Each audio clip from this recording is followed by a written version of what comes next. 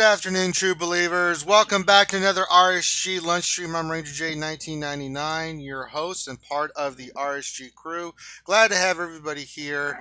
If you're new to the Lunch Stream and wondering what in the hell is this is where we hang out with you wonderful folks for the next hour or so.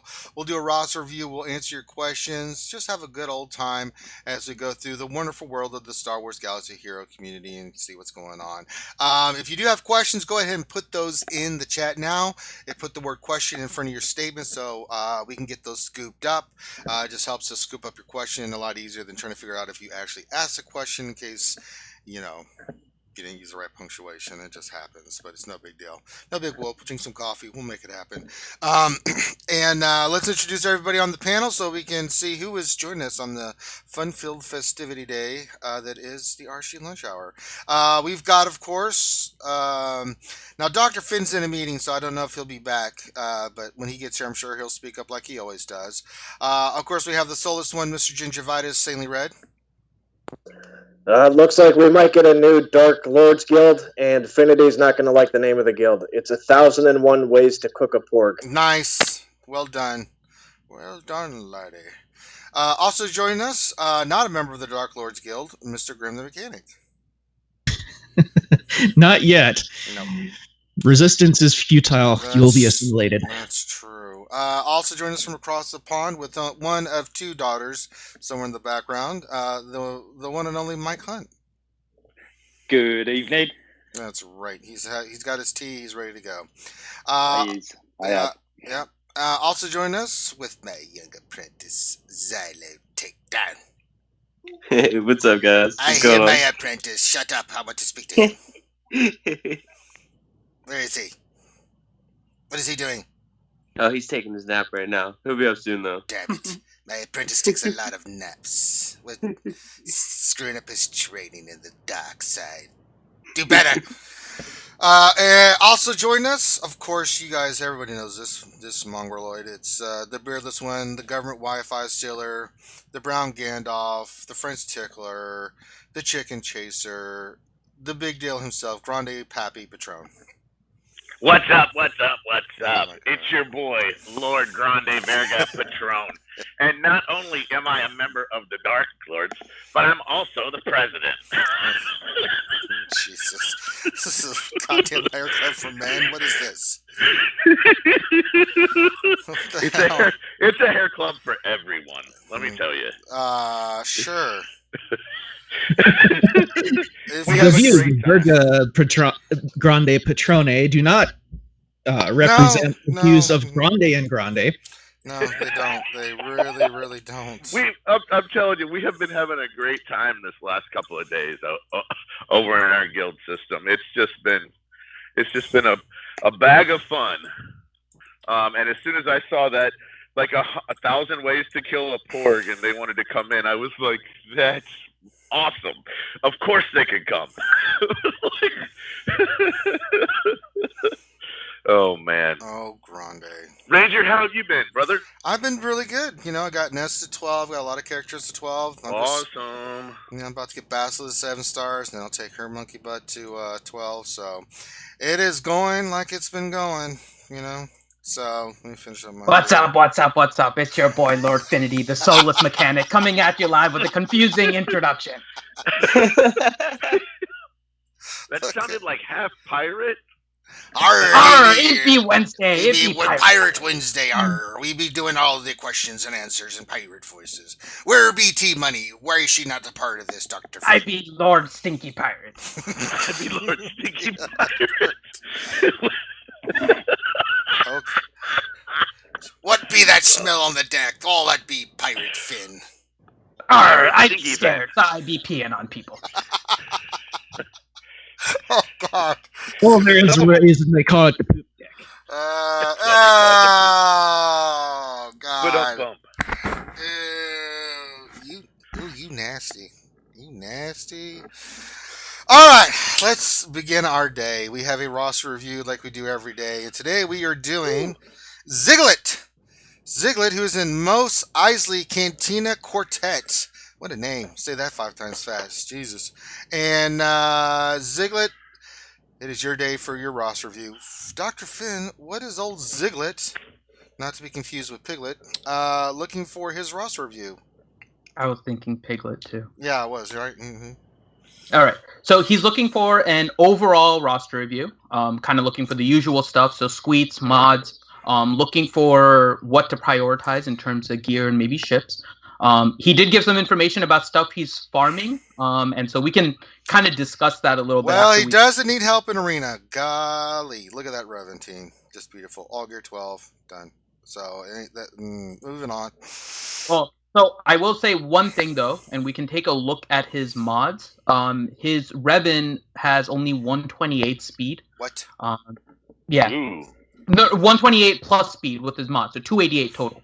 His mod set is only too slow. That's so prior to mods 2.0, that would have been fine. After mods 2.0, it's a little bit. He is running an offense set, so he's going with a little bit more of an aggressive Revan. Now, it's not causing any issues with him in arena, obviously, right? So he's able to get rank 1 and all of that. So it may be that his over the map is better than his arena shard and that kind of stuff, but just something to look at when we look at his mods. Well, let's look at his mods. Granny, what are you seeing? Well, I'm just wondering why, like, some days he's 1 and, like, some days he's, like, 7. Maybe he's in a rotation. Yeah, a 1-7 rotation? No, it's like maybe he doesn't always have time in order to run up, and maybe he's the only one in his payout, so he just goes. It may also be that the resets are at a funky time. I'm noticing that when it happens, I think he's taking rank 1 more often than it looks. It's like late times that SWGOH is snagging it. Sometimes SWGOH is almost snagging it an hour later. Mm-hmm. So, could be whatever. Good team. I mean, I like his team. Well, yeah, but Revan's got to be above 300 speed. There's nothing about it. He's got to be the first one that goes. It helps. It helped a lot. It's hugely helpful. I mean, 288 is pretty damn good, but when you're in that upper echelon, it doesn't seem to be affecting him in arena. But I would suggest that we try to get our Revan above 300, because all the Revans I face in the top 10, they're way above 300. It's disgusting. I mean, he's got some good mods on him. I mean, he's got some 200. He went with an offense set, and he's got plus 20s on it. So let's go over here and let's look at his Revan for a minute. I'm going to go back a couple and actually let's see, like, what mods are we running on Revan today? Plus 20, 30, plus 21, plus 19, plus 16, plus 22. Okay. So, I mean... Oh, yeah. So his problem is he doesn't have a lot of speed sets at high. Like, his fastest speed set, speed secondary, is plus 15.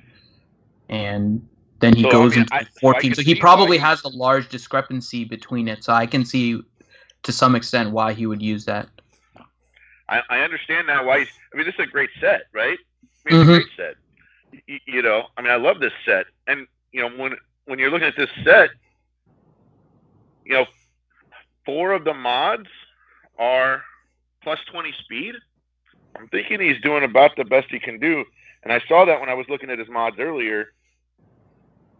You know, when I filtered them, and I was like, wait a minute, all of his high speed secondaries are on his arena team.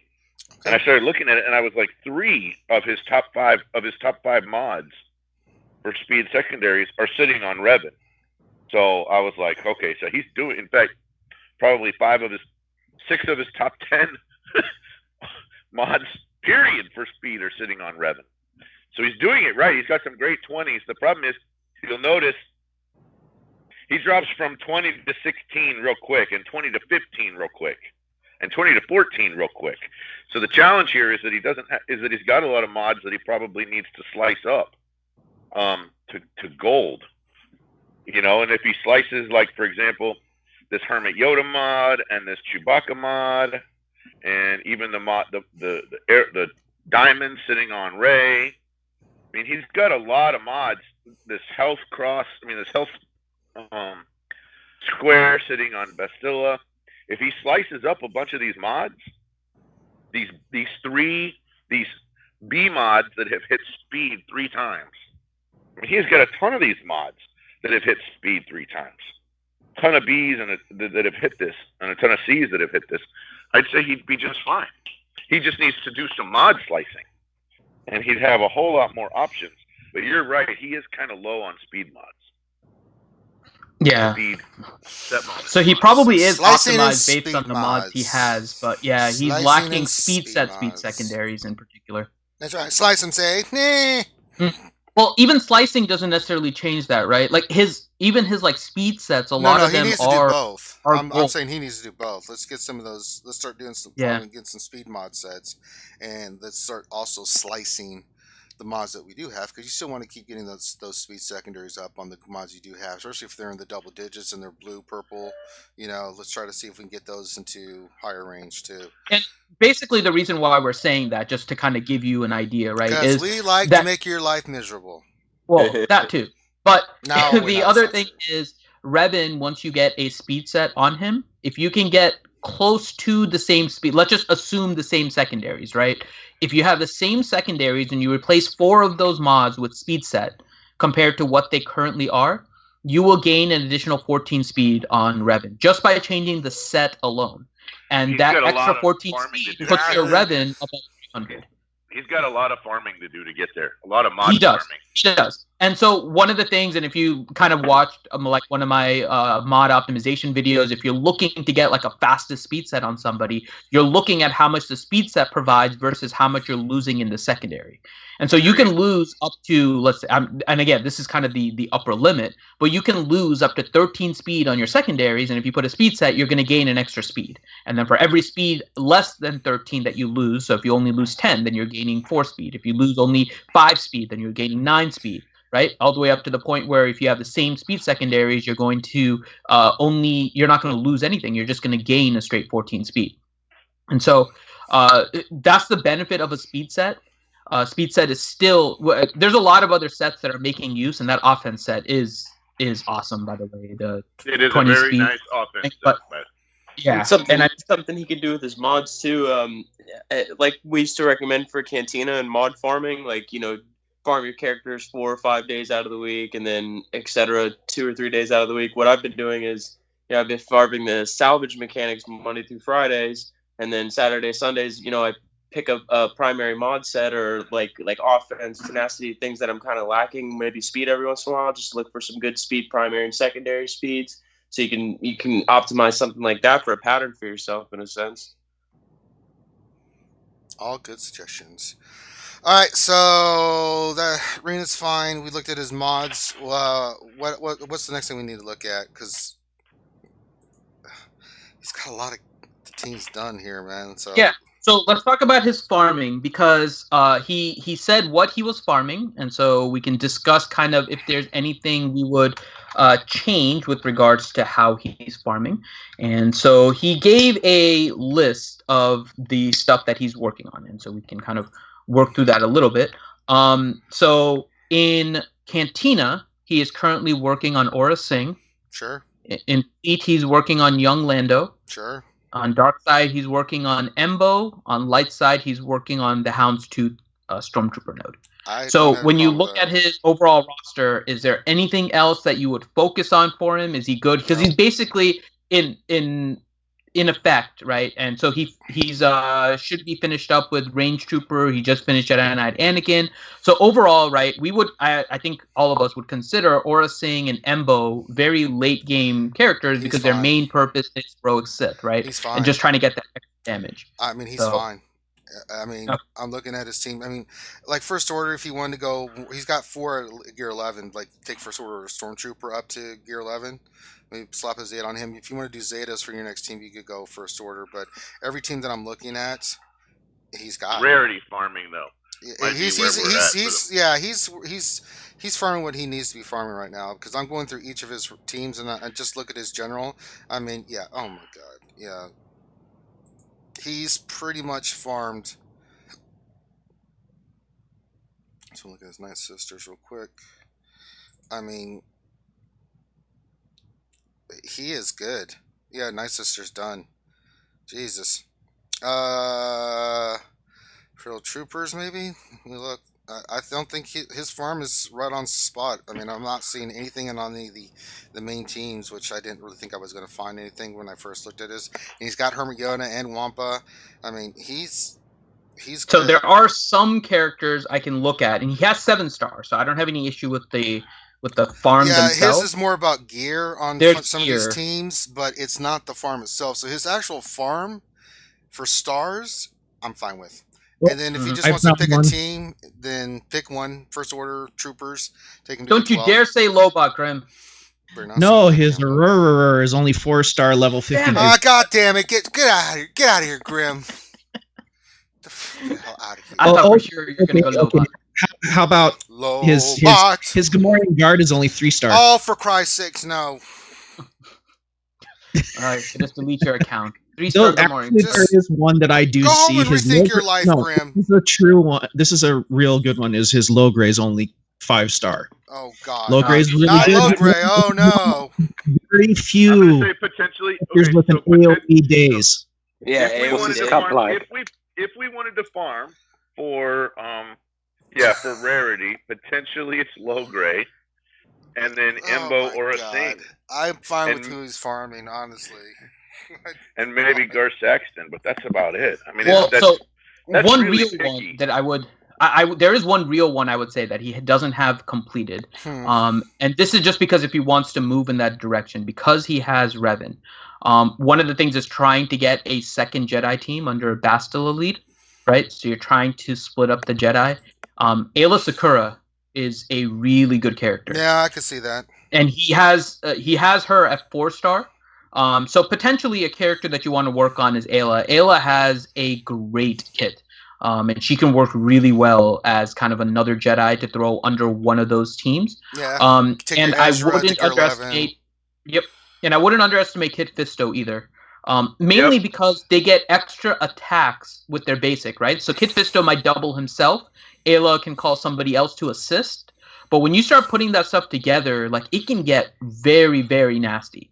And so just working on more of your Jedi can help you because Bastila is a good lead and Revan is a good lead. And trying to get that double Jedi team is one of the things everyone is working on right now. That's at that level. Again, this is a late game thing that we're working on because the rest of his roster is really well developed. And his main sticking point is gear. It's not really the stars. No, it's not. It's straight gear. So, I mean, again. He has the same issue I do, which is, he's worked rarity for so long that, that when he gets to gear, he's like, well, crap, what do I do now?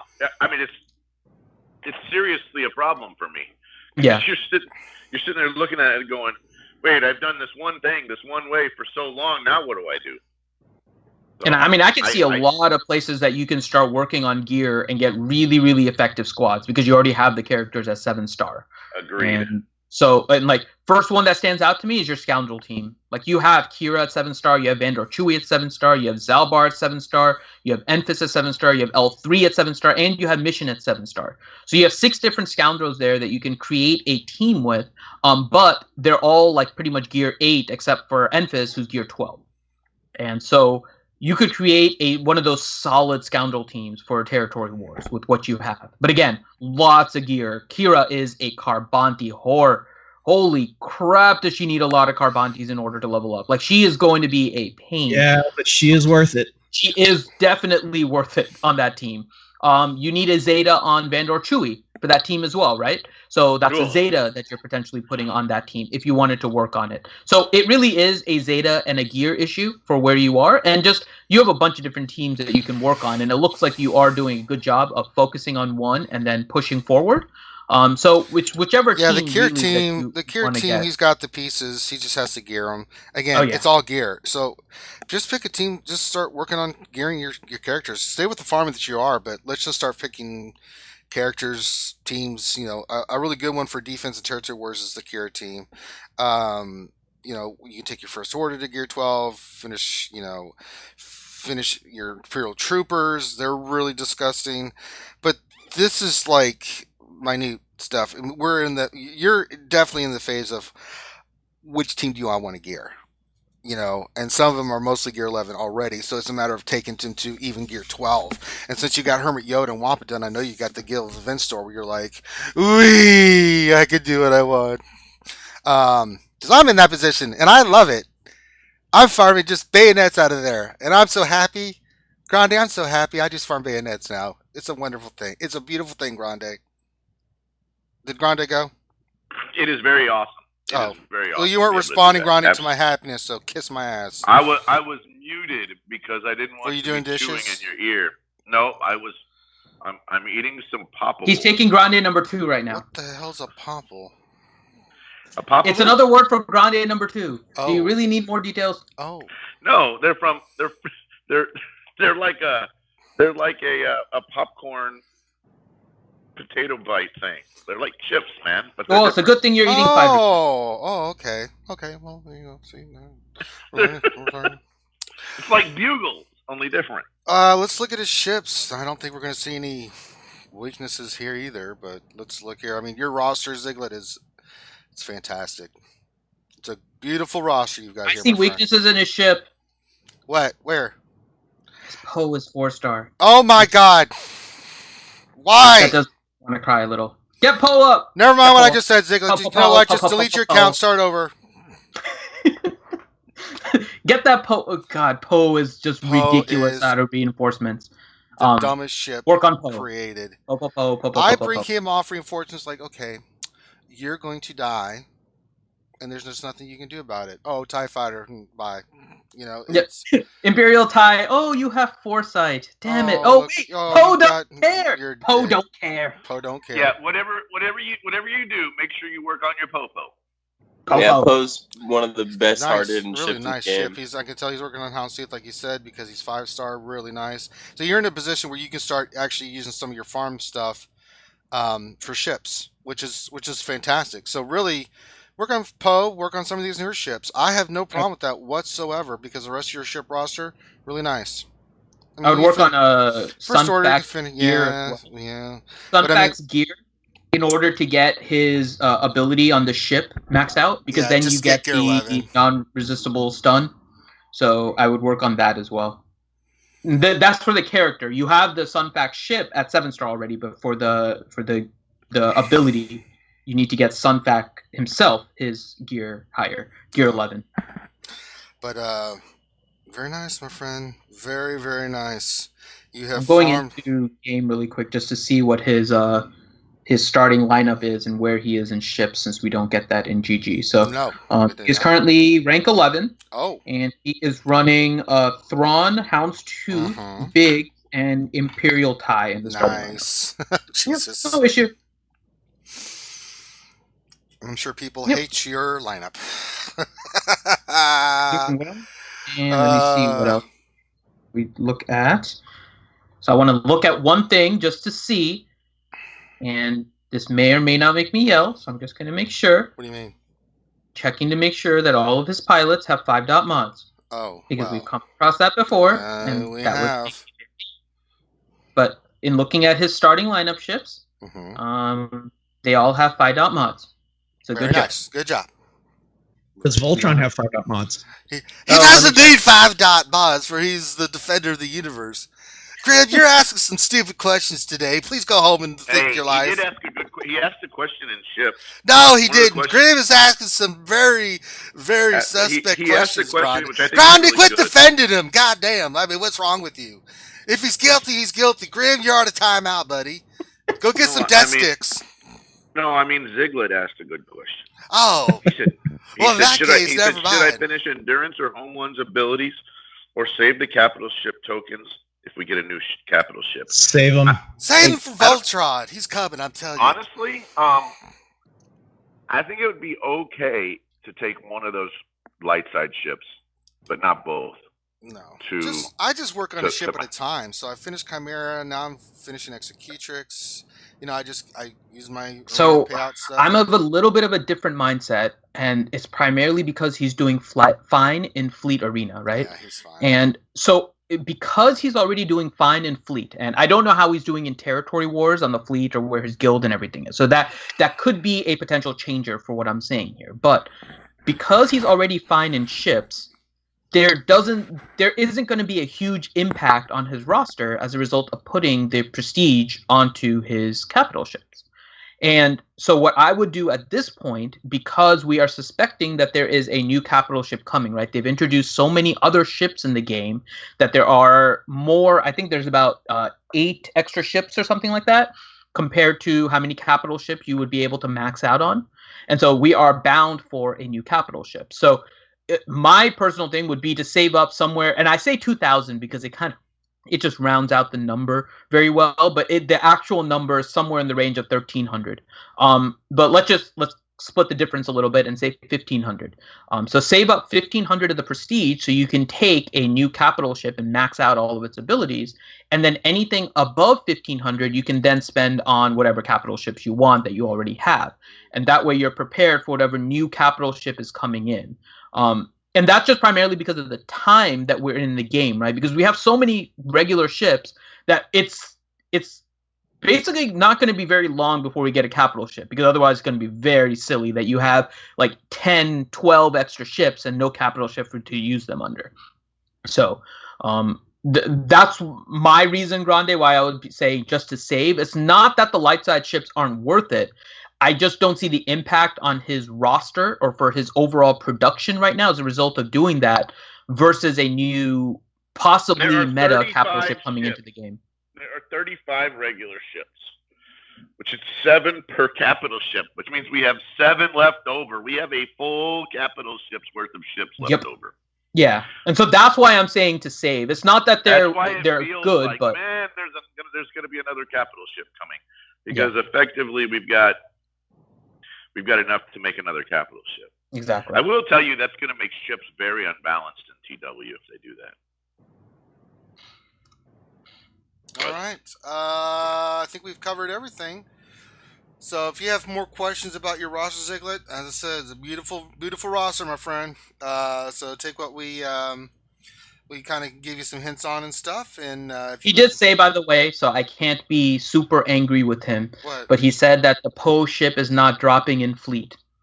Well, no. I mean, and so the only thing I'm going to say is that if I go into your Zetas and see that you have way too many Zetas and you've been buying Zeta mats, considering how long Poe has been in the fleet arena, and you don't have Poe 7-star, that's going to make me very angry. So I'm not going to look at your Zetas.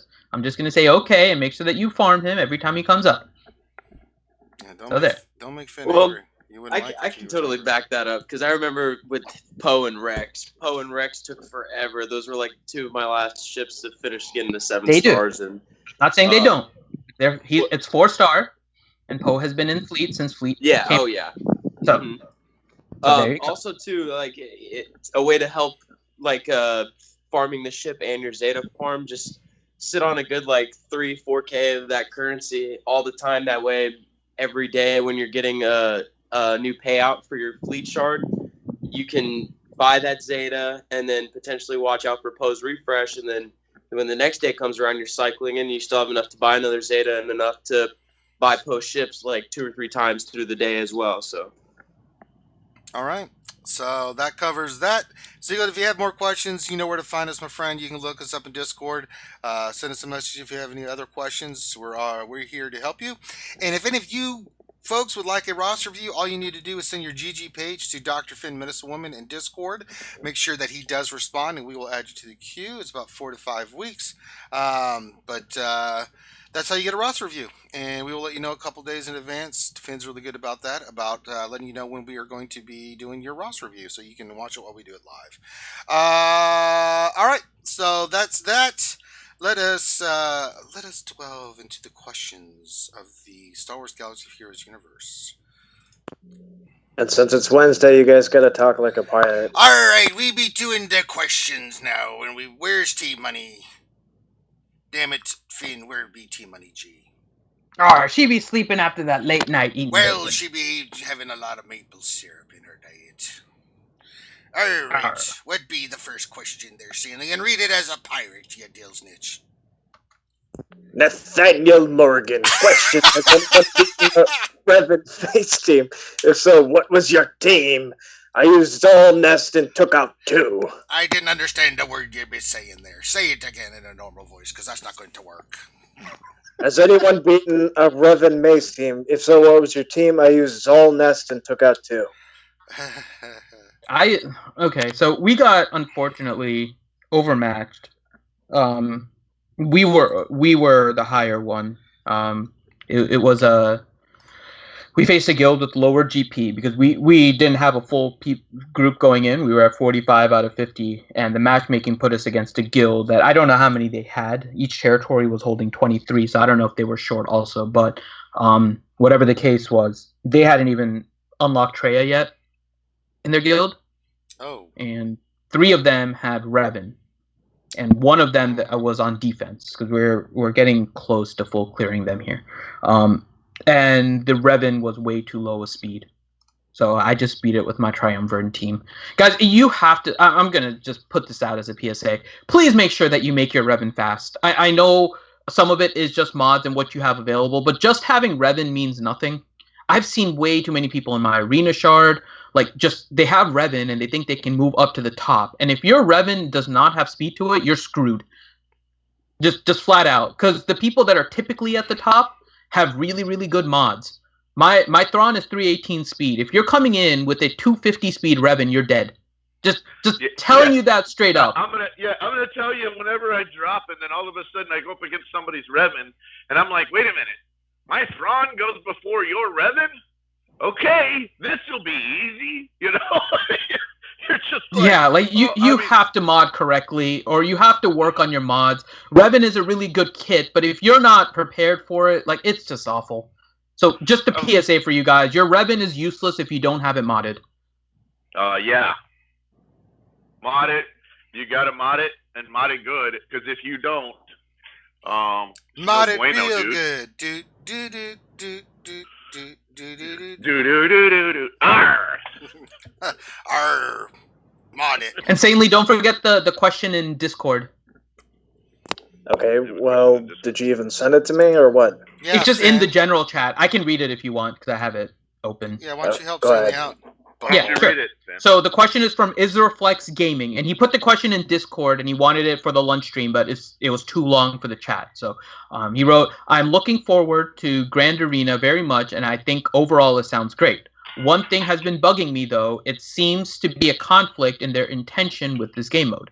From what we know already, it seems that players with good rosters, yet low GP, will have an advantage versus others of the same GP that might have some fluff GP or may not have as great roster. Thus, having lower GP might be beneficial. On the other hand, with territory battles, we are encouraged to have, and have been for over a year, in fact, to fluff our GP for territory battle points. We strive to get higher and higher GP to get those last stars and attain the perfect score achievements. So one game mode encourages fluff, and the other does not, which forces us to pick which one we want to excel in order to artificially, or whether or not to artificially inflate our GP by unequipping mods for other game modes. So he just wanted to get our thoughts on what we think about the direction of the game and the GP aspect and the fluff GP to not fluff GP. That is the question." Yeah, that's on purpose. They did everything right there on purpose.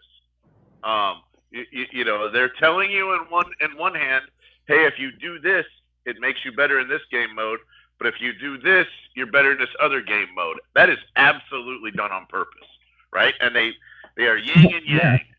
I mean, you know, and both of them have their pluses and their minuses. They do. So you can find advantages and disadvantages. What would I tell you to do? I would tell you, you know, to kind of do a little bit of both. What's one of the ones we've said? We've said, you know, to potentially raise your characters that you're never going to use up to character level 50, so that you can put mods on them. And there's probably 10 or 15 characters in the game you don't even need the gear at all, right? I mean, you're not going to ever use them.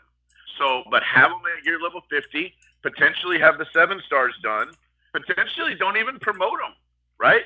Get them to where you could promote them, and then just leave them there, and just not even do anything with them.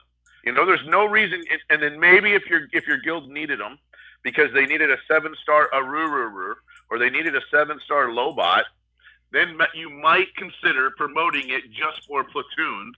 But I wouldn't do it if you've already got 10 or 15 guys in your guild that already have it. Just don't worry about it. But you're never going to use these costs, guys. You're never going to use them. You know, Gamorrean Guard, you're never going to use that guy, right? And so if you're never going to use them, you know, have it to where you're prepared but don't actually go all in. Now, some of us have already leveled everything, right? So there's not really a whole lot. What do you do if you've already leveled everything? Well, potentially, if you've got extra space, you could take mods off of those characters. I mean, I know that I could probably lower my GP by about 100K just by taking mods off of these garbagey type characters that I know I'm never going to use. So you could take the mods off. But here's the thing: at some point, it's not that big of a difference. I mean, it's a partial difference, but it's not that big of a difference. But I'll say, and so we're all in like higher GP guilds, right? So I'm gonna say, and it's higher in terms of like the overall, but like Grande and Ranger are in much higher GP guilds than mine. So, but that being said, here is the one thing I will tell you: territory battle stars should not be that important. There is not a huge discrepancy inside of those GPs and getting one extra star besides one, kind of just getting your guild morale up and being able to say you got the new star and all of that. So you should not be focused on improving the star using Fluff GP. And I will say this to any guild that's doing that: if you are trying to get your guild more stars in territory battles and encouraging Fluff GP, that is going to be awful for your guild and for your players, because now you're hurting in territory war and you're going to be hurting each of the players in Grand Arena. Now, the one cutoff for guild GP that may matter, and I've mentioned this before, this may be the one reason in order to try and get a little bit of fluff, is 120 million GP. Agreed. And the reason for 120 is because in territory wars, even with a loss, you now get a Zeta mat. That is the only reason why any Fluff GP should be utilized. Once you start getting that extra Zeta mat, right? And it's an extra, yeah. So once you start getting that reward, you get that extra Zeta mat and all of that at 120 million GP. That's it. That's only one that matters, 120 million GP, right? And you get that extra Zeta mat. After that, you have no incentive in order to fluff your GP. And even that fluff GP, it depends on who you have in your guild in order to do it. So that extra Zeta mat, only thing that matters. And other than that, after 120 million GP, once your guild hits that, no more fluff GP. And removing a mods on useless characters and stuff, that's bound to happen with Grand Arena for those that are really, really competitive. I can tell you right now, I'm not going to bother with it. It's just too much effort to constantly demod characters and stuff, and then not have them in GG, because I still use GG in order to search my mods and stuff. Like it's going to be too much of a hassle. So just keep that in mind, right? That if your guild is trying to encourage you to fluff GP in order to get a single extra like star in territory battle, it's not worth it. You can tell them there are a lot of reasons why fluffing GP beyond 120 million is just going to hurt your overall guild and your roster. So that's it. Well, even still, for a player, you know, who has every character 7-star, level 85, gear 7, all the purple mats, all that stuff, yeah, it's kind of like you've already done that, right? And I mean, I'm in a similar position. I'm still excited about it. I mean, it's just at some point or another, you're leveling your whole roster, and you're trying to stretch your roster out as much as possible for all these type of game modes: territory wars, territory battles, blah blah blah. Grand Arena, I mean, it's just you're going to get paired up with other people that have fluff GP as well. I mean, it's like being at like 4.1 mil is, you know, the top end in a sense, right? But it doesn't mean that I'm at a disadvantage because I have characters leveled up that are useless. I mean, I'm excited either way. I think it's going to be great. Going down. And the other part too, and I'm seeing this in chat, and I can tell you from my own experience too, I had a lot of fluff GP before Territory Wars as well. And part of that is because the game has changed as a result of Territory War. Prior to Territory War, the main thing was just Arena, right?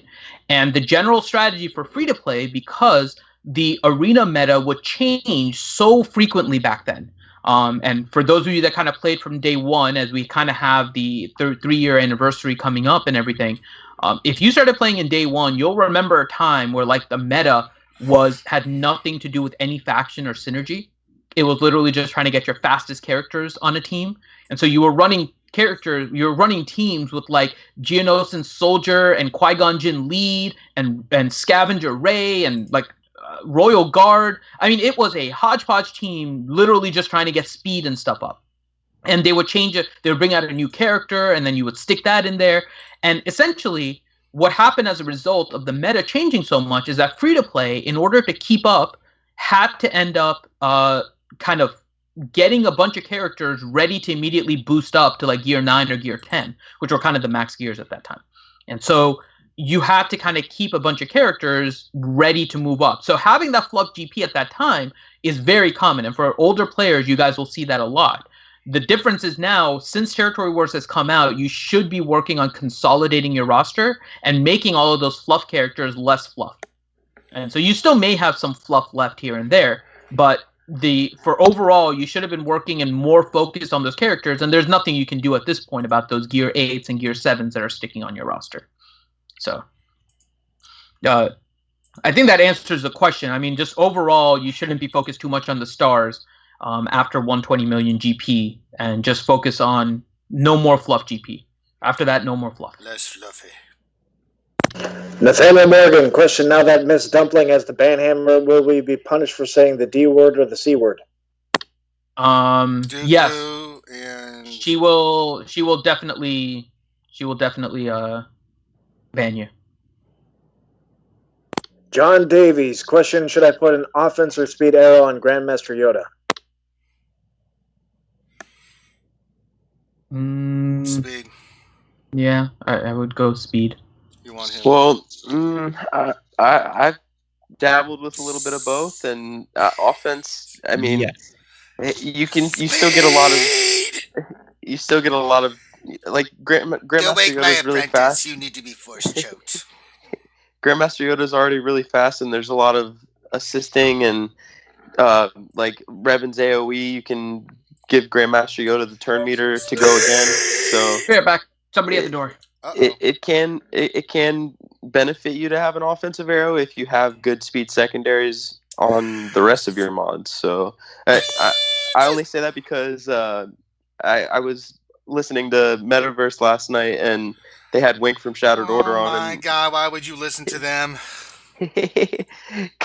But I mean, he mentioned that too as well, and I have another set that I've been kind of shuffling between Revan and Grandmaster Yoda and Ezra. And no, I think that so if you're running a battle team without Revan, you want your Yoda fastest not. But if you're running Revan and he's your fastest tune, then you can go offense with Yoda.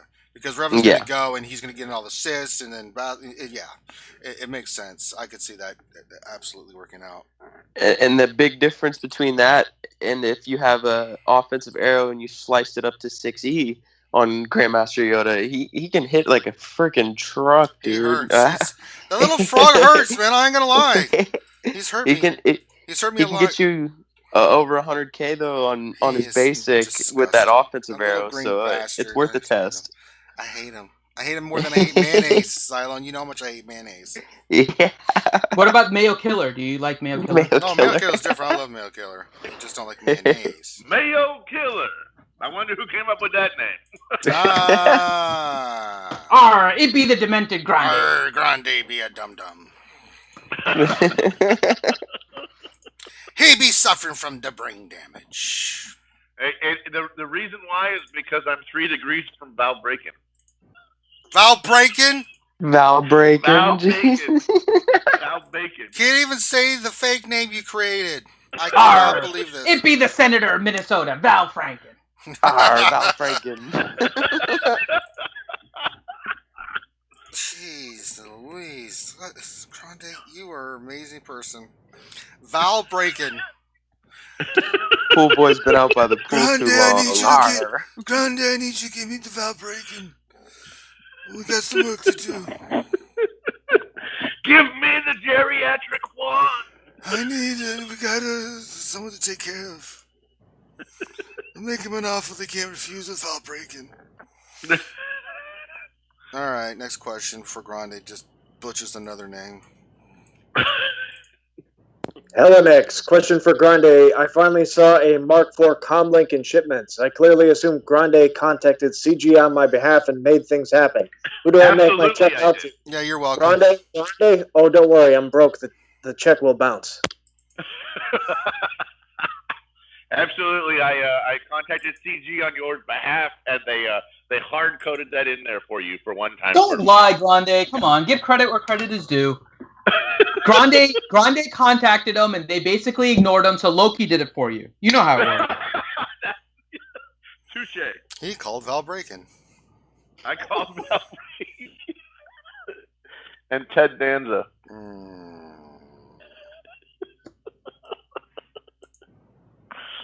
DSP, question, how long will Grand Territory War be better? Will Grand Arena be better for great rewards if it's going to take over a week? Man, who knows? Who knows what rewards are going to look like? I know, right? We've talked about it here, right? Balancing rewards is a big deal. If you make the rewards too good, it invites people to do APK hacks and cheat. Mm-hmm. And if you make the rewards too much garbage, then nobody cares, and everybody just kind of like, it's like a daily, right? Yeah, like how guilds are starting to cheese TW because they're like, oh, one less Zeta. Oh no. So it's they have to create a balance with the rewards, and I don't envy them. I don't even know how you would do that, right? Because what one player thinks of as being amazing rewards, another player is going to look at and think is not worth the effort. So it's very tricky on how they balance the rewards for Grand Arena. Michael Longmead, question, I am just starting to farm Nightsisters now. What 5 Nightsisters are the best for an all-around team? Heroic, Sith Triumvirate Raid, Territory War, and PvP included. All right. So there's 3 on the team definitely every time. 4. And the 3 on the team, Mother Towson, Asajj Ventress, Old Daka, and Nightsister Zombie. Yes. Now, the challenge here is the 5th one, right? And there's I think Talia. I mean, Talia's got to be like I overall. really like Acolyte. I like Acolyte for damage, but like the team comp that I use for the Sith raid is Talia because of the 3rd heal and the bonus attack that she gets off of the her 2nd special. Yeah, you can't go wrong with either. Talia's almost necessary if you're running a Asajj lead. Yeah, and then if you're running a Asajj lead, you need Talia because she does a heal with her basic, and she does a heal with her special that removes debuffs. So if you're running a Asajj lead, like Talia is almost mandatory. If you're running Talzin lead, you can switch to whoever. You can do Spirit, you can do Acolyte, you can do Talia. It doesn't really matter. But Asajj almost makes Talia almost mandatory with one exception that I can think of, which is against a Revan team in which Spirit is a little bit better. Yeah, I can see that one too. And then like Branger was saying for Acolyte, like under a Talzin lead, Acolyte really excels there because she's the main damage dealer, and you already have so many healing mechanics under Talzin's lead. But with Asajj, you get more of like the manipulation, right? Because of the turn meter gain and having that 3rd heal. And because I use Asajj lead, I don't have Talzin lead, but I can see the benefit of having both leads in your inventory and stretching out the Nightsister faction in general too, because all of them are really good pieces. Even Initiate. I mean, once you have Initiate up to that gear level, she's still hitting pretty hard and stretching that faction. The best score in P3 currently under the current mechanics is done with Initiate. 19 million. Yeah, I was just getting ready to say, don't y'all factor out Initiate because she's amazing. Let's watch my Wampert go chomp chomp chomp. Nom, nom, nom. Boba Fett, you taste so delicious. Makwa, question, last Dark Side TB, I unlocked IPD, went into the special mission on tier 6 and got smoked on the 2nd phase. What is the team and gear for that mission? It is all Gear 11 plus. You need Stark speed of 235 plus. Do not bring in Short Trooper. He is worthless. So the team that I use and cleared every time is Stark, Veers, Death Trooper, Snow Trooper, and IPD. And IPD only needs to be Gear 9. Well, you can get away with using Short Trooper if you have Range Trooper, because then you got your entire team will never die. Well, yeah, but here's the problem though. Here's the problem though. If you have Range Trooper in your guild, you're putting them in platoons, man. I mean, not a lot of people have Range Trooper finished right now. Which means you've got. Let's say you're in a medium guild and you've got 10 of them. The likelihood that you're going to have him left is pretty low. Yeah, I platoon mine day 5 and 6. That's true. But that team is a guaranteed every time. Another good one, my IPD still Gear 8. I use Veers lead, Stark, Death Trooper, and Thrawn. I mean, like you can't use Veers lead, right? Because it's locked. And no, it's locked for Veers. Yes, you have to use Veers lead. So like the main reason why I don't use Short Trooper and I plug in Thrawn there is because there's more manipulation on your side for the turn meter swap, and I feel like if you don't have Short Trooper tanky enough, they kind of focus fire on him too much, even with his healing mechanics. It's just a waste. It's a waste. And as soon as you lose Short Trooper on that team, then you're going down to a 4v6, 4v5 in certain situations, and then. And then if you lose IPD, which, in that team, sometimes I will lose IPD, but even those 4 characters together, they push through that last phase, no problem, as long as you get Raid Han down right away. The rest of them are cake. I lost, for example, I lost IPD in the 3rd phase, and he, I didn't detonate him or anything. He's just Gear 8. He's pretty squishy. But once I got into that last phase, you just fracture Han Solo right away, get him down, get him off the board, and then focus fire down each piece one at a time. Yeah. Easy win. I always end up... Sorry, I always smoked a few times. I always end up deploying my Death Trooper because they want a ridiculous number of them. Well, then if that's the case, I'll go in there with Magma, because Magma just... At Gear 12, oh my god! Oh yeah, you go in with liquid hot magma from Harry Carey. Liquid hot. Liquid hot magma. That's not Harry Carey. That is Austin Powers. God, Grundy, what is going on with you today? And I tend to throw in Stormtrooper. I just love the fact that if they dodge it, they're exposed, and you don't want to be exposed to Imperial Troopers. You just don't want that to happen. So, Stormtrooper can be a good one because he throws out nasty, and as long as you have Veers Zated, you're good. Yep. Because you're golden. But the other thing is you have to have your Stark above 235 speed. That is the key, because Stark above 235, your team goes first. And once Troopers go first, it's done. Because now they're getting turn meter, and every time one of them dies, you're getting health and protection back.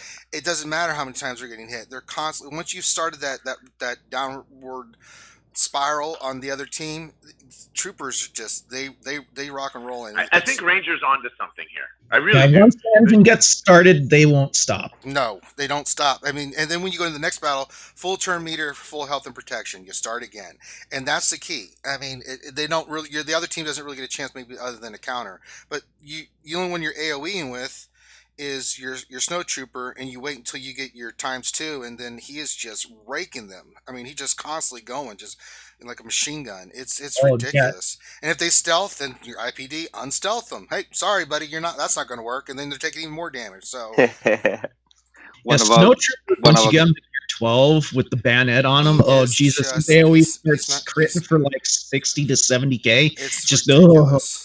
Even at Gear 11, he hits like a truck on against them. It's Rebels. It's Snow Trooper. It's amazing. One of our guild members in a territory war battle going against Nightsisters, and he put a message up. Is it wrong that I just burst out laughing out loud because my Snow Trooper just took out all 5 of them? No. Snow Troopers. Troopers against Nightsisters is just it's criminal. It's absolutely criminal how disgusting they are. The Imperial Trooper dance party team works. I mean, you should watch those teams versus Nightsisters. With Range Trooper, it's just hilarious. Oh my god, Range Trooper is so nasty. I mean, you just Range Trooper all you do with troopers is you Well, just. he doesn't even have to be really high geared. No, it's like gear 9. I mean, gear 9, gear 8, and you're just like, oh yeah. dang. Mine's gear 9, and he's a beast. All the Omegas hits like a truck. Yeah, he's only 15 Omegas as well, isn't he? It's completely max. Yeah. So it's that's the gift that keeps on giving. I mean, all you do with against Nightsister is you just target the zombie, burn. Oh, we got to go again, burn, and you're just using your AOE's, burn. You're just constantly just burning their ass down. It's ridiculous. You know, it's such a beautiful thing. I wish it held up on defense, though. I know, because but the AI does some stupid things. You're just like, why would you do that? I mean, okay, I think we've spent enough time on Nightsisters at this point. Next you shut your dirty pie hole, Finn. We're talking evil shit here. Shut up. What else? Question: when is Ranger gonna start singing "Happy"? Because I'm happy and I can do that anytime I want. DSP question: is the panel watching Star Wars Resistance? I had no expectations, but I really like it. I do Cheesy too. with time, but I can't wait. Dude, yes, we have a channel. We have a channel in the RSG server about it. I love that show. Yeah, I do too. I'm with you.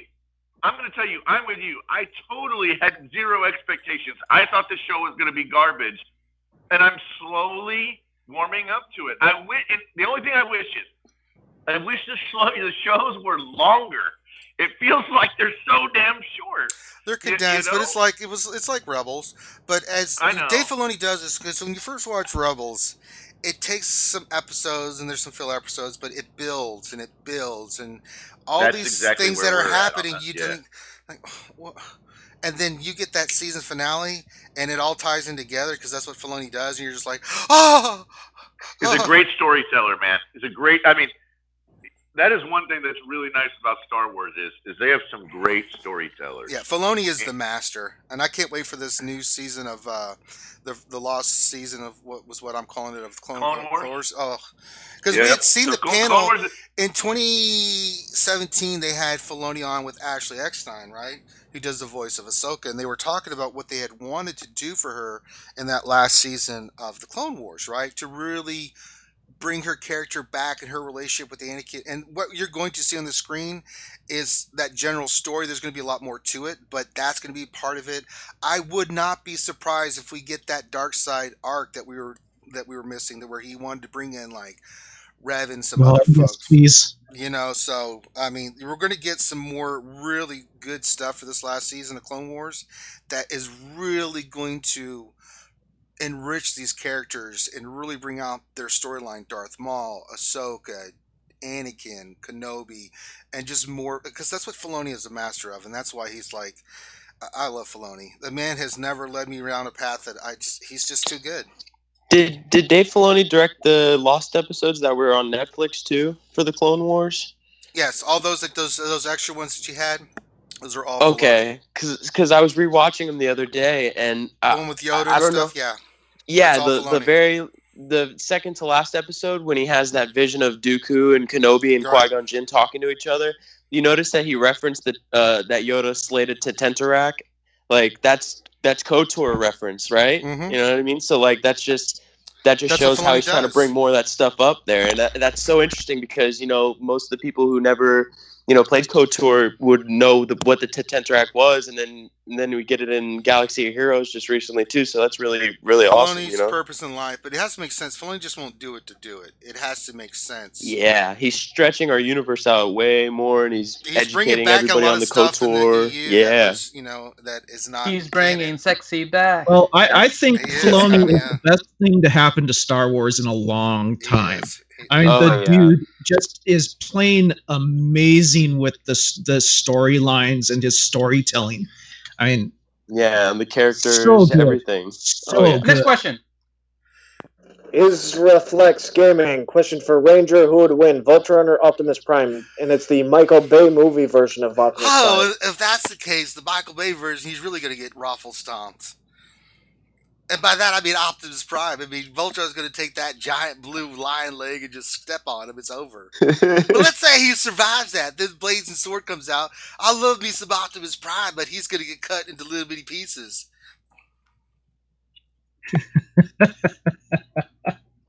Doyason, question: with the Territory War bonuses changing, what's the most interesting walls you have seen in Territory War? Arena Mates saw a wall of Rex Wampa Nest +2, and we saw a JTR with Mace.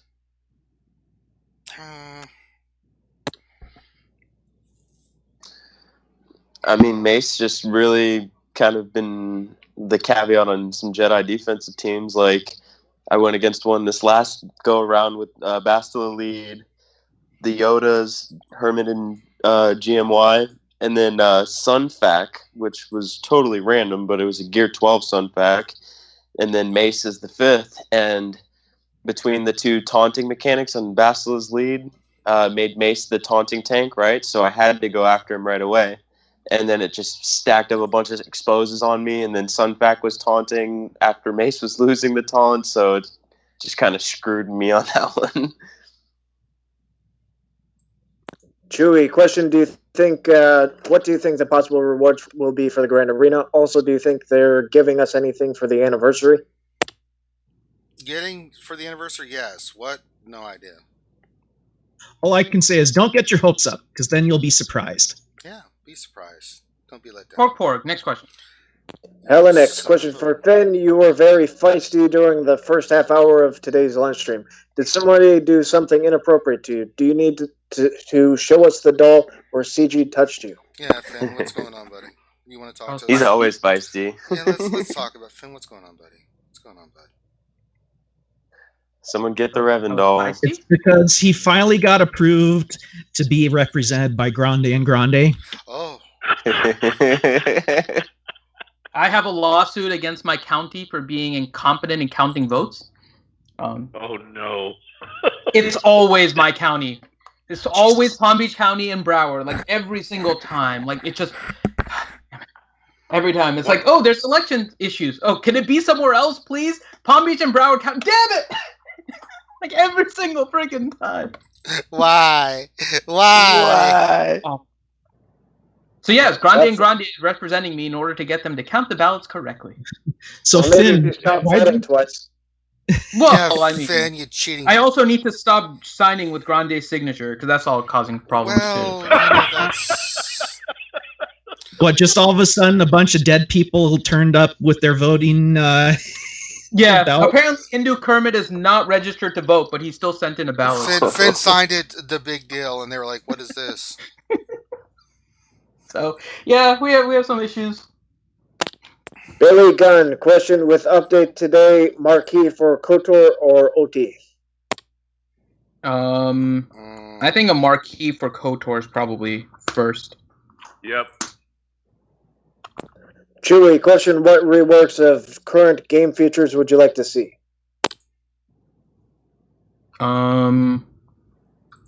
Rewards for current game features. Interesting.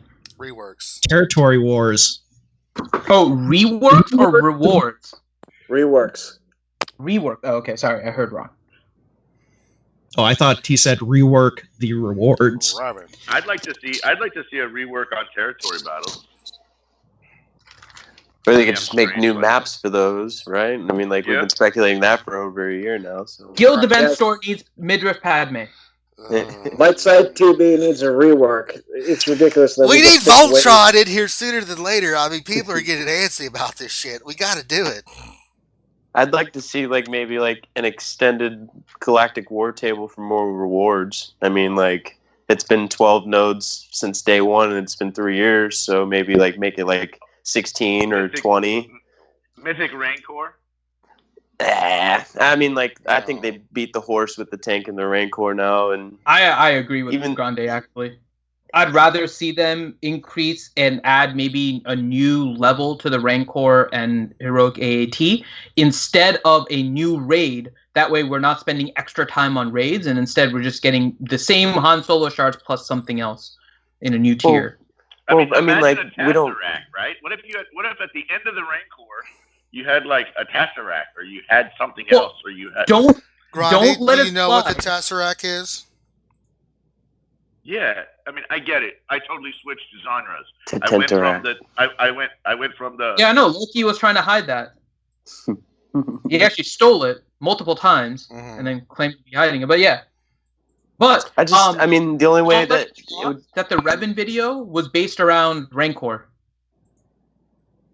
I just don't think people would want to invest more time in raiding more against a newer feature for a little higher tier of rewards. I mean, I just don't see it. Do you think they'd rather have a different raid, now fourth raid in the game? Yeah. Oh, see, I don't. I highly disagree. I don't think they want a fourth raid. I mean, like, Sith raid's almost... I mean, yeah, I want to say on... spending. I'd rather spend 20, 30 minutes on Sith raid than a new feature of the Rancor or the tank. Yeah, I would rather have an increase in Rancor and spend time in that as a new version of an old raid rather than a new raid. And the timing of the new raid is going to be awful too, because we're already at 110 tickets for this new raid. So a fourth raid is now going to be at 130, which means you're almost forced on every so often days if you're getting max that you have to open the raid. 60,000 provides you a little leeway. 90,000 provides you a little leeway. 110. Yeah, you're gonna have to open them on that day. Like, yep. I wouldn't mind joining 4 raids though. That's more rewards. You can get Why not make a mythic tier of the Rancor raid where you get to play as the Rancor versus Return of the Jedi Luke? and you get destroyed. Val Bacon, question: did you enjoy mowing down Sith with a lonely mace? Well, Val I Bacon. put Mace on defense. I wouldn't know. Well, Val Bacon, your answer. There's your answer.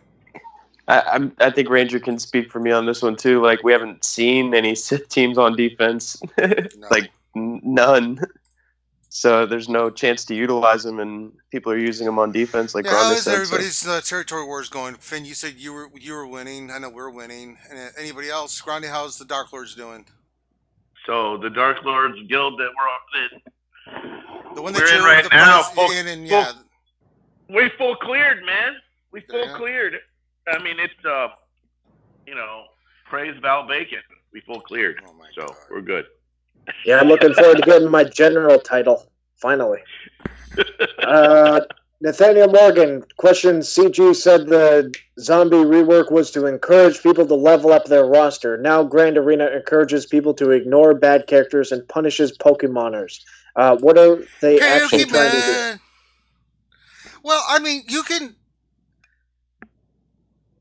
I don't know if I agree with that. Put down the stapler or I will electrocute you. Oh my god, not that. Who? Pika. Oh, now I forgot what I was going to say. Damn it.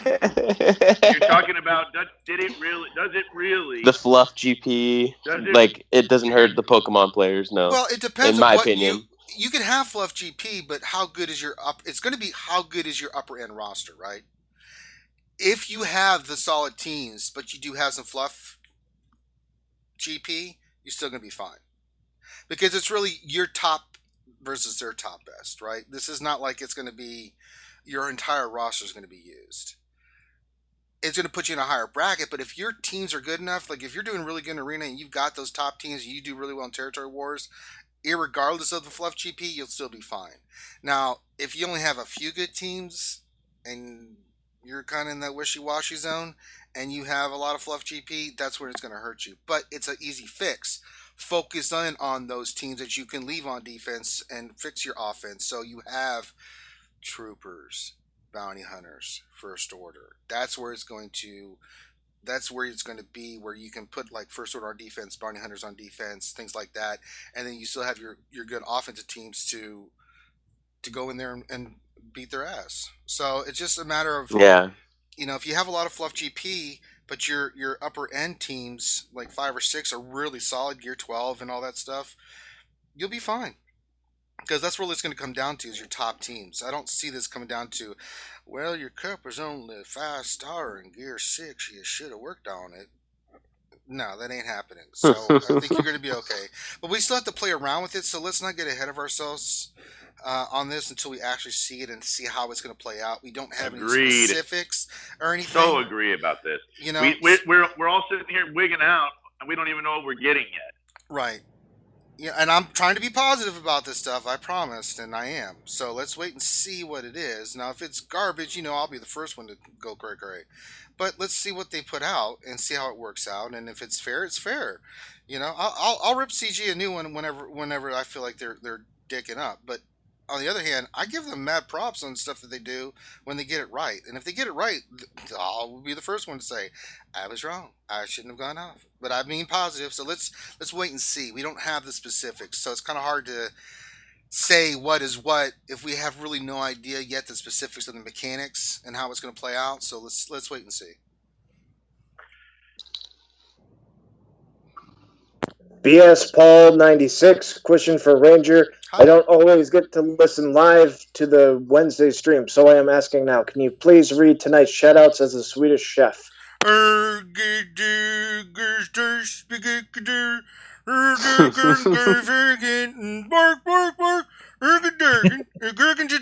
chicken, and cutting the chicken, and the coating flop in the chicken, the chicken. Yes, I can do that. Oh my god, that'll be great.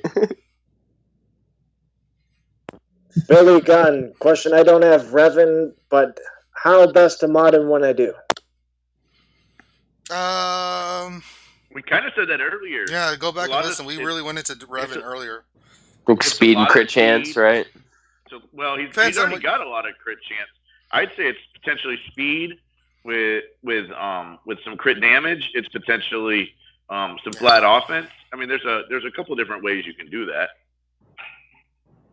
Well, I mean, like the primary is like speed, crit chance, and I mean, like I have an alternate set too, just for raids for offense and crit chance too as well. So I mean, like you can play with the loadouts on that one if you like switching your mods around for raids and territory wars as well. Your Marty McFly is down. Question: what is the best arrow to put on Treya? Defense, protection, crit avoidance? Depends. For me, I still have a speed on her, but that's because my other 5 mods are really good and they're all protection. So she has a shit ton of protection on her, or well, 4 of them. There's the square you can't do anything about, but she does really well. So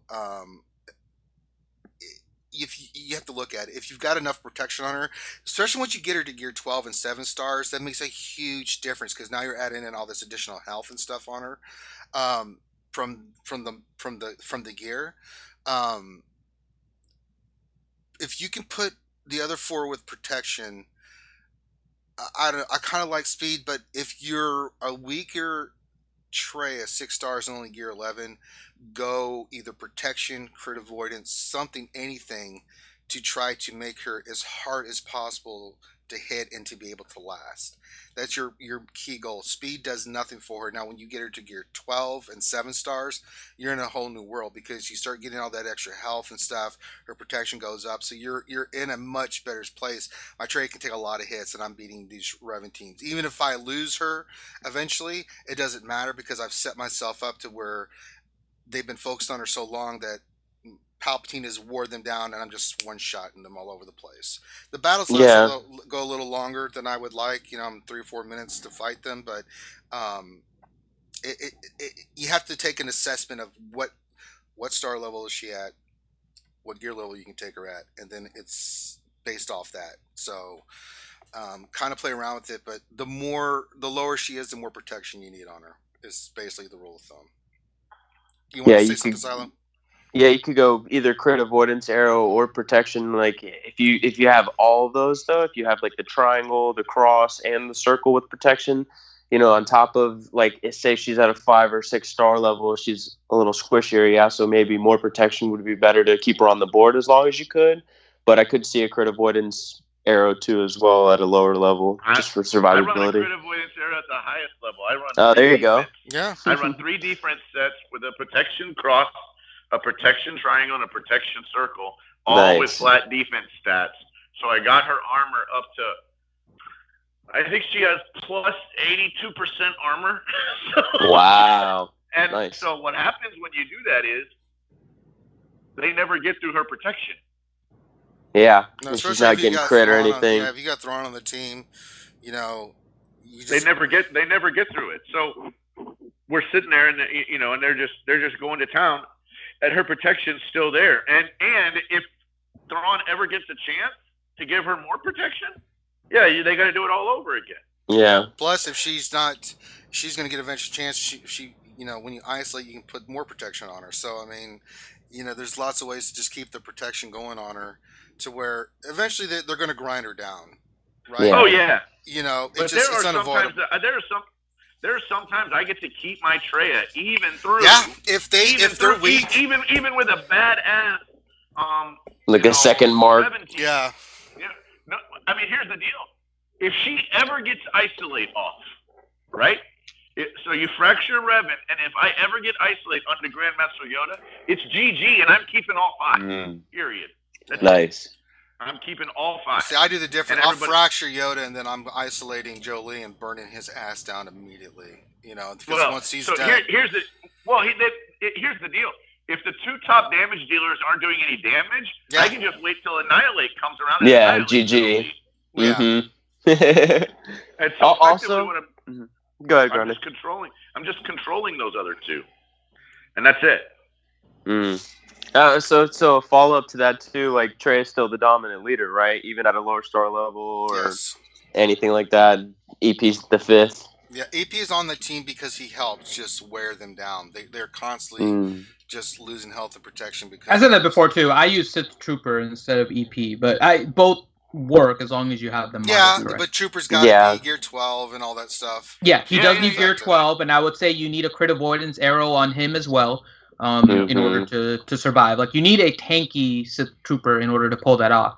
So it is a little bit more mod dependent than EP, who you can just load up with a bunch of protection and stuff, which a lot of people have from like failed speed mod leveling and stuff. So there you go. All right, next question. Luis Mendez, question: does anyone think CG will release Darth Revan like they did Jedi Knight Revan?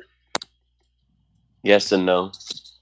It's I don't know. possible, and they will have shot themselves in the foot if they do it again.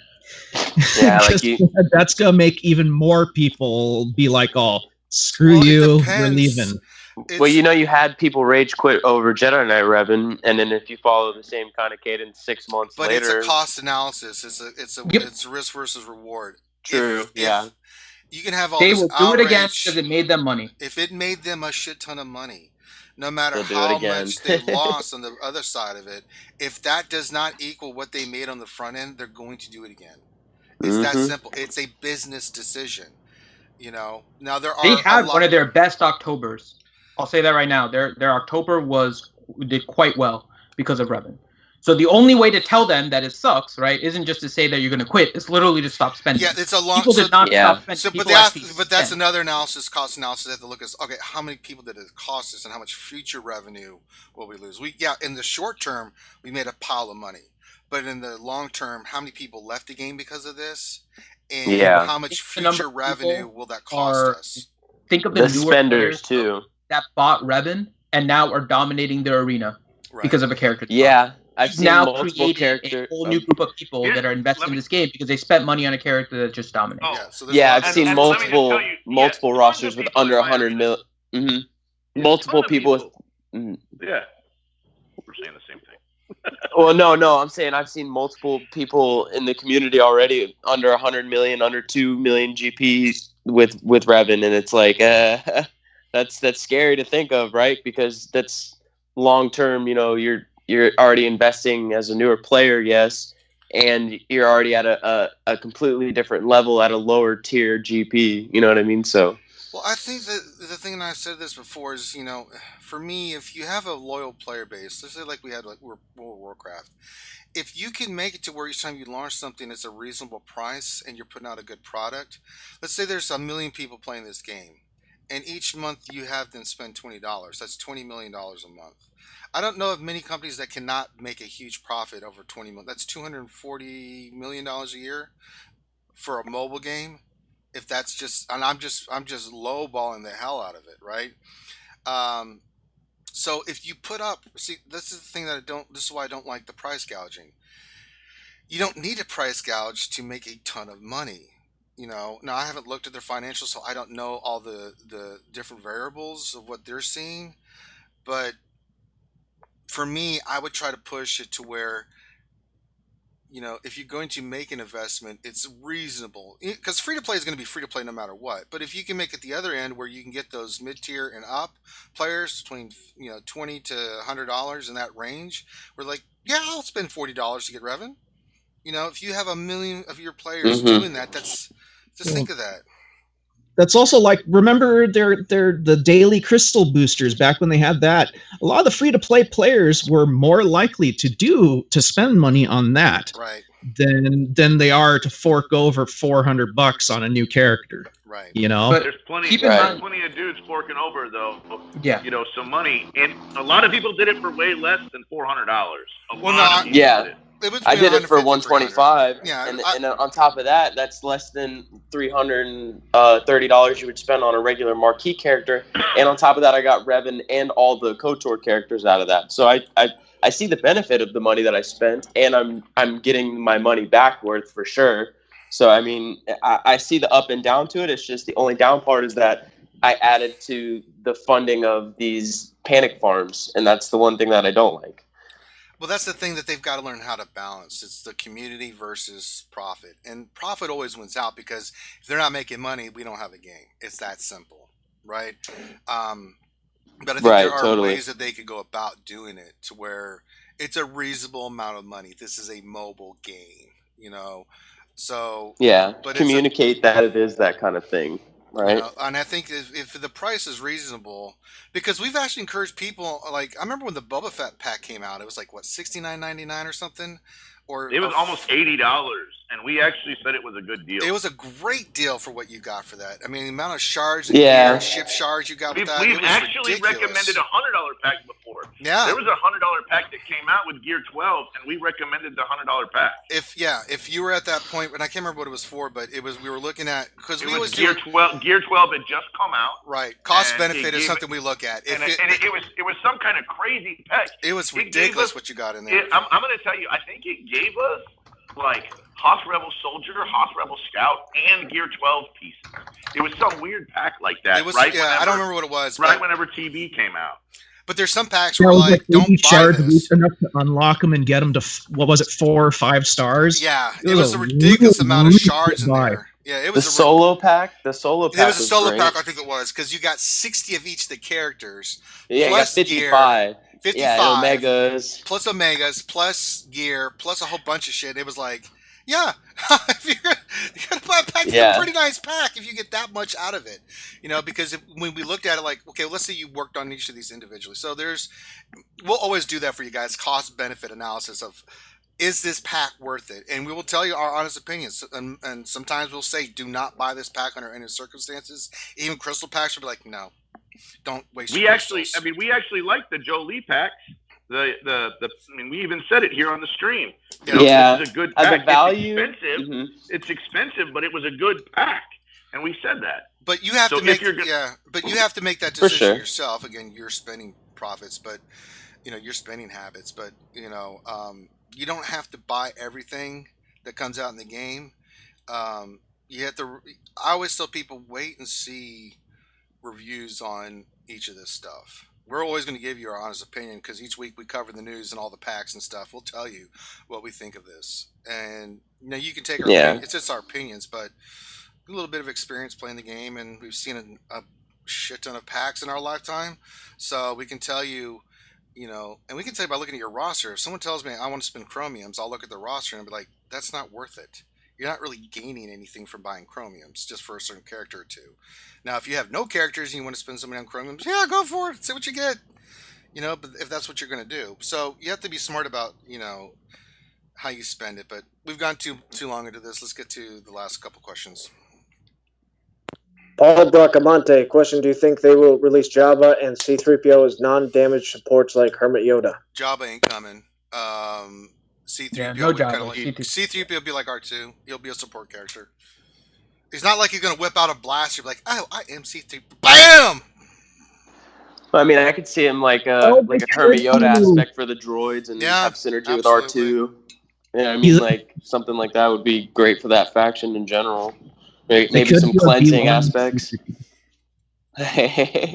Remember when R2 welded his head on a freaking B1 body? Yeah, episode 2. God. Oh, a battle. Pew pew. Oh, I'm completely sorry about that. Die, Jedi scum. What did I say? Oh man, Michael Thompson. Question: I'm free to play, and I've heard you guys doing roster reviews and tell other free to play players to only level tunes to 11 and mods to the top of 5 dot. Do you recommend that for all free to play players? Yes. Yeah, well, I would. Yes. As a general rule of thumb, yes, but I won't say all, because once you're at a point where you have all your useful teams at Gear 11, there's no point in taking other teams to Gear 11, and you can start pushing these teams to Gear 12. That's something we also say in general, as well. yes, but it depends on your roster too and how far into the game you are. If you're early game, late game. Early game, yeah, definitely Gear 11. Mid game, same thing. And so you get those only those end teams, game is starting to get Gear 12. If you got except for Arena. Always Arena first. Yeah, Arena's a different story. But if you're at that point where you've got 8 teams that are Gear 11 and you're ready to rock and roll, and the other caveat of this is where you're farming your gear from and who you have. If you've not finished Hermit Yoda and Wampa, you should not be buying gear out of the Guild event store. You should be working on Hermit Yoda and Wampa. Now, once you get that done, then you start reaching the point it's like, okay, I've got all these characters at Gear 11, and you're getting Gear 12 and other stuff from raids and things right? It's not like you're not getting Gear 12 pieces. It's just a slower grind. Now, once you get to that point, then you start saying, I'm taking First Order to Gear 12. And you don't stop till they're Gear 12. And then you say, okay, Nightsisters are next. I'm taking them to Gear 12. Right? And then you start just piece by piece, you get them to Gear 12. Right? One more thing, too, for that store, like character-wise, I mean, the value of that store currency, like say you're doing hard node farms, you could farm Director Krennic and Baze out of that store. Yeah, it could supplement some of those characters that you need. So you have to be smart about it, but as free to play, you have to make an assessment of where your roster is and are you ready. And if you're not sure, just ask us. We'll tell you. Like I can look at your roster like, no, don't do that, or I'll be like, yeah, go for it. Yeah, but as free to play, you do have to be very, very careful how you spend your resources. Absolutely, because you can severely cripple yourself if you don't, keep track of it. Yep. RSG Vormax question: when do you think CG will release Star Wars Resistance tunes and Star Wars Galaxy of Heroes?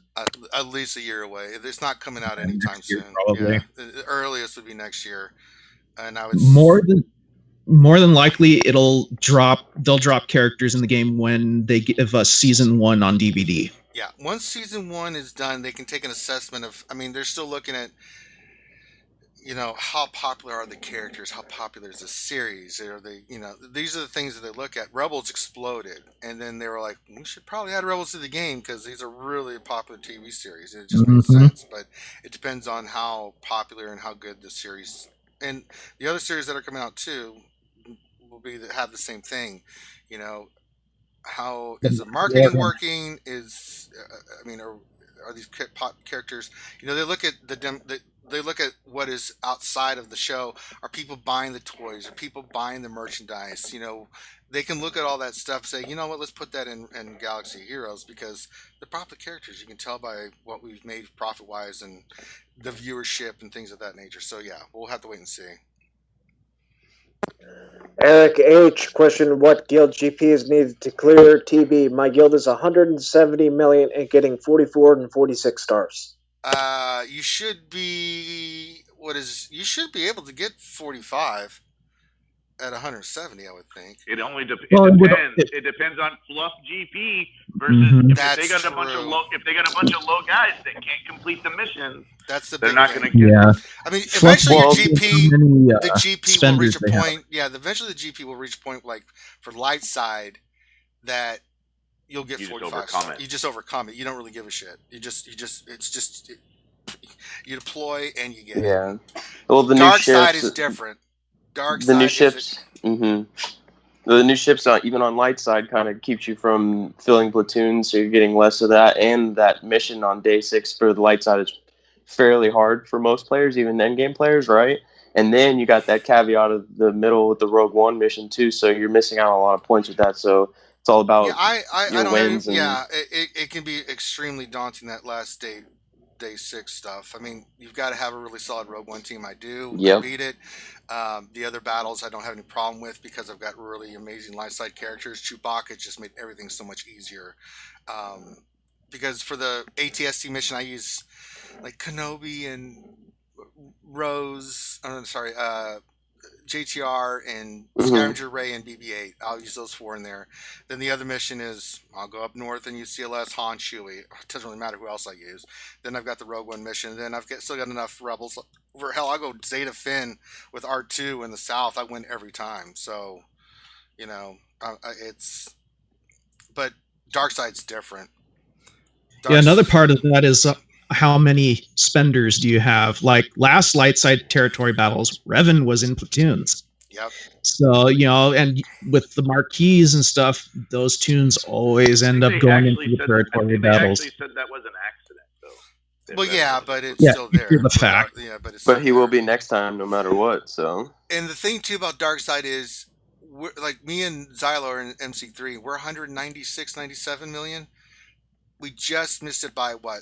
20 million last Dark Side. We got 47 stars. Yeah, it was like 15, and we 20 cleared million. all. So for us, we've got the rosters and the tunes in our guild to do the missions. Is this the GP's a little bit off? But we're not going to fluff GP just to get 48. So I mean. Another thing too that helps with like Dark Side is like I ran the Geos, and then the one reinforcement was Vader's TIE Advanced. So then having those empty slots gave more points.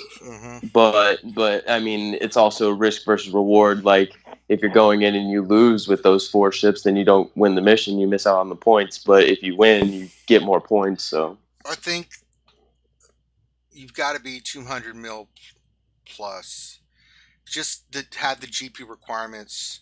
Because for us, we're clearing the missions in Dark Side, but if you don't have the GP on the deployment, because it's ridiculous how much it's 130 million just in the center for the last part for the 3rd star. I was like, God damn! It's a lot. It's a lot of GP, man. Because the South is like what, 90, 80 million, something like that. It's like 97, I think it is, right under 90. So I mean, if you add those two together, it's like you offset that with all the missions, but then you still need a ton of GP. So it's a reason why Dark Side is a lot harder to get than Light Side. But you can get Light Side, and you can overcome it now if you have enough GP. It's not. Yeah, definitely.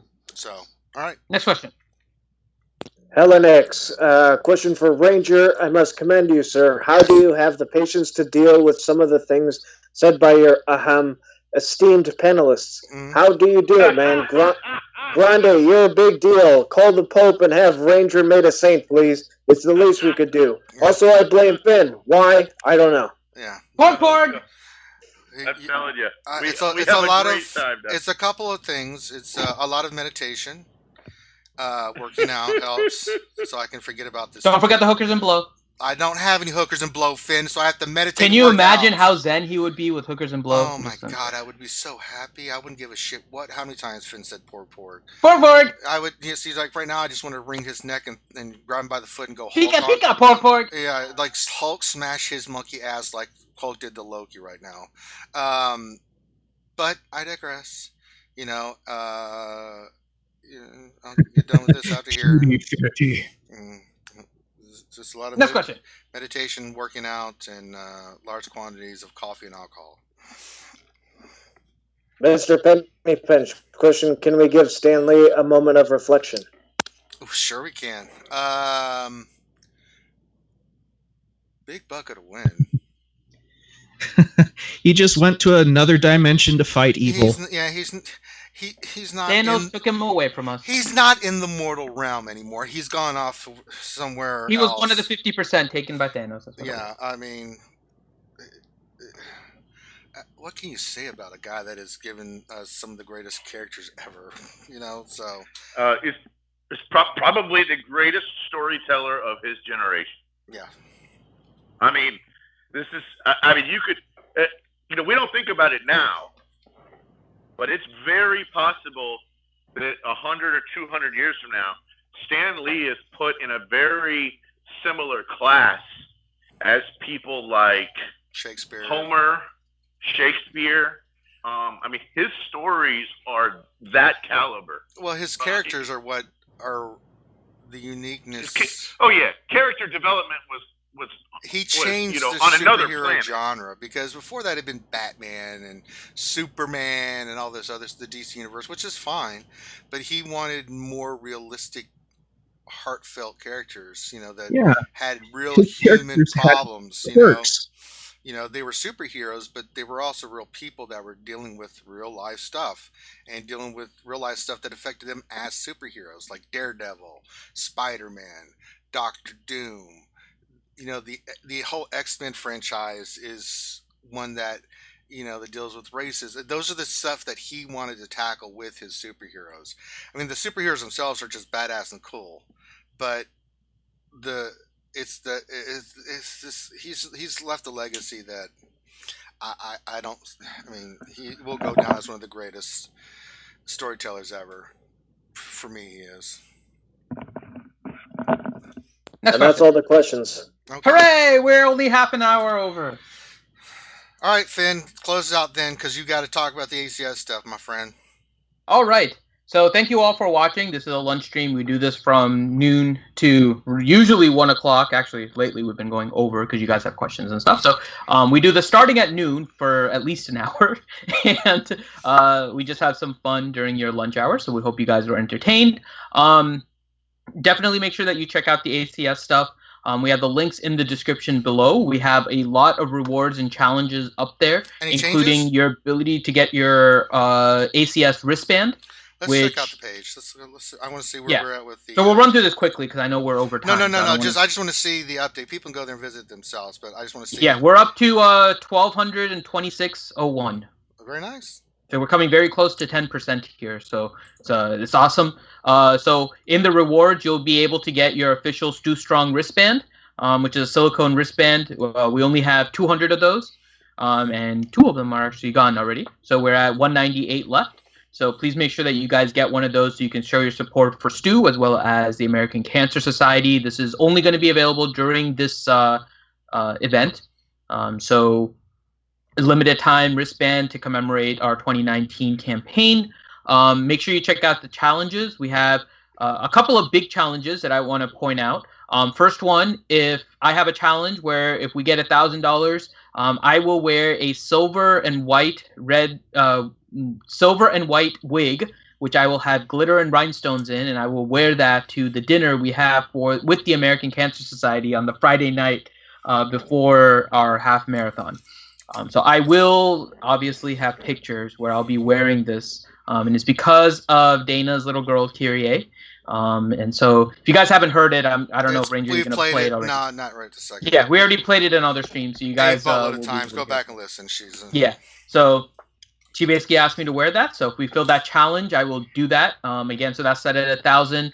We're also going to be going to the park on Saturday and Sunday. And so if we fill up the $500 challenge for Grande, he will wear a shirt that I'm designing that says, "I am CG Carey's pool boy." And so he will wear that at Disney when we go on that Saturday.